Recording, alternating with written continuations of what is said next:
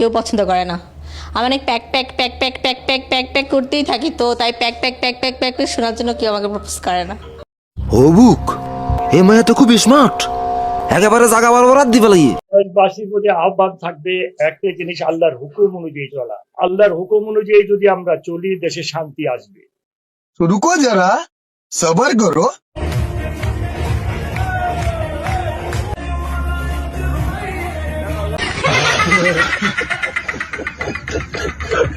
আমি জন্ম নিবন্ধন করতে যত কষ্ট হইছে, আমার মনে হয় না আমার জন্ম হইতে এত কষ্ট হইছে।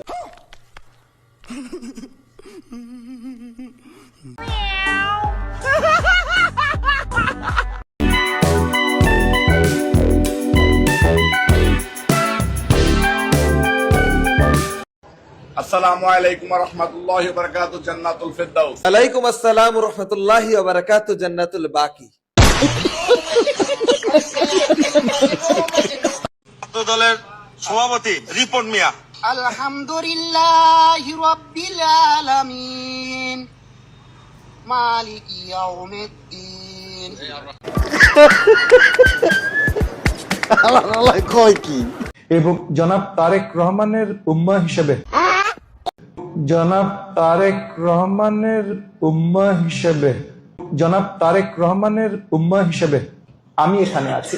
অন্য কোথাও যদি কমও হয়, বৃহত্তর মোহাম্মদপুর মানে ঢাকা 13 আসনে কোনো কমতি থাকবে না ইনশাআল্লাহ। আমি এখানে আজকে মসজিদে দাঁড়িয়ে আপনাদেরকে প্রমিস করে যাচ্ছি, কোনো কমতি থাকবে না। রাজনৈতিক উপদেষ্টা হয়েছে আল্লাহ, তারেক রহমানের কেরিয়ার শেষ। মানে তারেক রহমান বাংলাদেশের একজন প্রধানমন্ত্রী, তার উপদেষ্টা হয়েছে আবার এটা চাঁদাবাজ।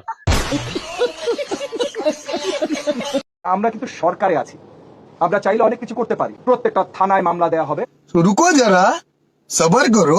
ববি আজাদ বুঝে না যে বিমরুলের চাকা গুলো কোথা দিতেছে। হুজুররা যদি একসাথে নামে ববি আজাদের পাওয়াই যাবে না। চাঁদা আমি ওটাকে বলতে চাই যে কেউ দিতে চান না বা তাকে বাধ্য করা হচ্ছে, সেটা হলো চাঁদা। কি কষ্ট, কিন্তু এইটা চাঁদা আকারে আমাদের কাছে দেখার সুযোগ হচ্ছে না, কারণ তারা সমঝোতার ভিত্তিতে করছে। চাঁদাবাজ মন্ত্রী আমাদেরকে শিখাচ্ছে কোনটা চাঁদা কোনটা চাঁদা না। বরঞ্চ আমরা তাদেরকে বলেছিলাম যে রমজান মাস, দ্বিতীয় রমজানে সেই হলো দুষ্টমি শুরু করেছে। রমজানে শয়তান বন্দী করা হয়েছে, কিন্তু মানুষ রূপী যারা শয়তান। উনি তো নতুন মন্ত্রী হয়েই হালাল চাঁদার উদ্ভাবন করলেন। বিএনপির সড়ক পরিবহন ও সেতু মন্ত্রী রাস্তায় টাকা নিলে নাকি চাঁদাবাজি নয় সমঝোতা, আর বাধ্য করে নেওয়া হলে সেটা নাকি চাঁদাবাজি। আমার প্রশ্ন হলো, টাকা কি কেউ সাধে দেয়? প্রিয় মন্ত্রী, সঠিক বলেছেন। নির্বাচন করতে চাই না, আমার কেউ ভোট দেয় না। তুই নির্বাচন করিস না, তুই দালালি কর। হোমন্দিরপুর দালালি কর, দালালি। আওয়ামী লীগের অফিস কি খোলা উচিত না?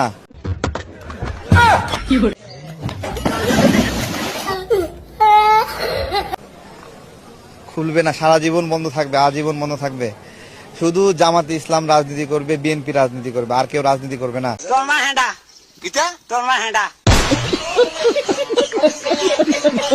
আমার বুদ্ধির বয়সে আমি জামাতকে এমন কোন মানে ভয়ঙ্কর অপরাধ করতে দেখি নাই যে কারণে আমি জামাতকে ঘৃণা করবো। আমি সিটি কর্পোরেশন নির্বাচনে আমি আওয়ামী লীগের সাথে চাই, আমার স্পষ্ট কথা। তারপরে দেখি জামাত কেমনি দুটো ভোট পায়। ঠিক আছে, আওয়ামী লীগ নির্বাচনে অংশগ্রহণ করুক এমনটি চাচ্ছেন? হ্যাঁ হ্যাঁ, আওয়ামী লীগ নির্বাচনে অংশগ্রহণ করে সিটি কর্পোরেশনে। বিএনপি কিছু লোক আছে, আচ্ছা, যারা আননোন না, নূতন না, পুরানা, নন রয়ের এজেন্ট। বলেন কি? নন রয়ের এজেন্ট। তারা এই দেশে যদি 100 টাকা কামাই করে, 90 টাকা তারা ইন্ডিয়াতে পাঠায়।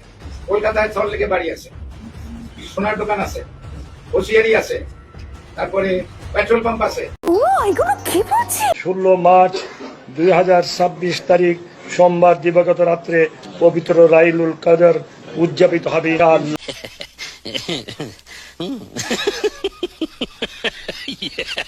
যারা বলে আজাদি আজাদি, তাদেরকে বস্তা বন্দি করে পাকিস্তান পাঠিয়ে দেওয়ার।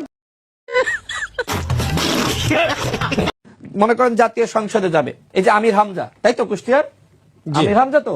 ও মা, মনে হচ্ছে তুমি সদ্য নবজাত শিশু, কিছুই বুঝো না, কিছুই জানো না। তার ওয়াজগুলো আপনি শোনেন নাই? তার মতন মানুষ যখন জামাত নমিনেশন দেয় এবং সে যে ধরনের বক্তব্য অতীতে দিয়েছে, সে আপনার সংসদে গিয়ে কি করবে? সে সংসদে গিয়ে কোরআন থেকে তেলাওয়াত শুরু করবে। এখন স্পিকার কি করবে? স্পিকার তাকে কি থামাইতে পারবে? যখন থামাইতে যাবে তখন বলবে যে এই যে দেখো কোরআনের তেলাওয়াত, আমাকে কোরআন চর্চা করতে দিচ্ছে না জাতীয় সংসদে। আজকে সংসদকে কি তারা বানিয়েছে আপনি এখন তো জনগণ অনেকে বুঝতেছে না, আমাদের জেনজি অনেকে বুঝতেছে না। আমার কাছে মনে হয় আমির হামজারা যেদিন থেকে সংসদে যাওয়া শুরু করবে, হ্যাঁ, তাদের বক্তব্য শুনবে, তোর কপালে জুতার বাড়ি হারামি। জামাতে ইসলাম 0% মেয়েকে নমিনেশন দিয়েছে। জামাতে ইসলাম এটা পরিষ্কার বলেছে তারা নেতৃত্ব পর্যায়ে নারী দেখতে চায় না, এটা তাদের দলের পলিসি না। যেই মেয়েরা এটা মেনে নিয়ে জামাত করেছে তাদের ব্যাপারে আমার পূর্ণ শ্রদ্ধা আছে, কারণ অন্তত এখানে এই ট্রান্সপারেন্সিটা আছে। যারা যাচ্ছে তারাও জানে যে তারা আমির হবেন না, সেই অ্যাসপিরেশন, আশা, আকাঙ্ক্ষা কোনোটাই তাদের মধ্যে নাই। কিন্তু আপনি যখন একটা লিবারাল পলিটিক্স এর কথা বলবেন, আপনি যখন মুখে বলবেন নারী পুরুষ সমান, কিন্তু নমিনেশন দেওয়ার সময় পিতৃ কোটা বা স্বামী কোটায় 3% দিয়ে থামবেন, সেটা তো একটা মানে সাদা চোখের মুনাফেকি। এই মুনাফেকি জানলে তো আমার মতো মেয়ে যেতাম না। এই মুনাফেকিটা বাংলাদেশে বন্ধ হওয়া দরকার। ঠিক বলেছো।